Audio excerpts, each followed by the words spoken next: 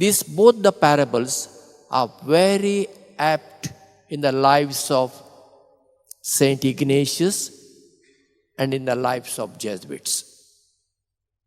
Saint Ignatius was a lay person. After his conversion, he was in many places.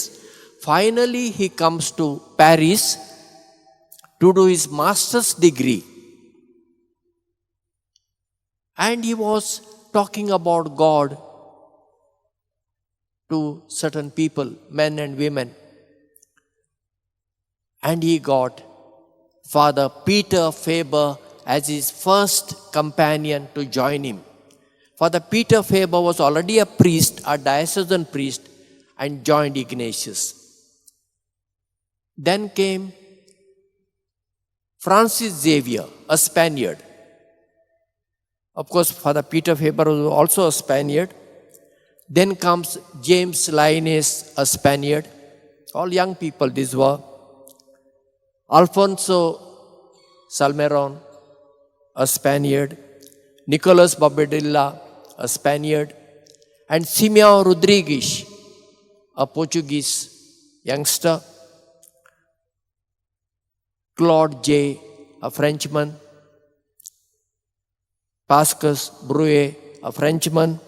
And Jean Codiot, a Frenchman.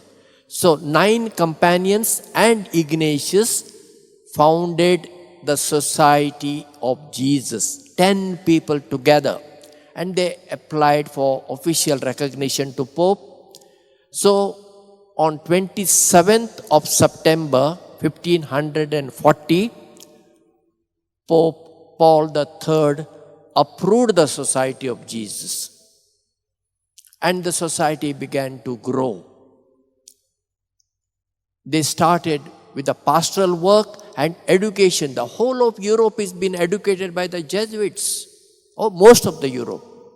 When Ignatius died in the year 1556, there were approximately 1,000 Jesuits. And then the number began to grow.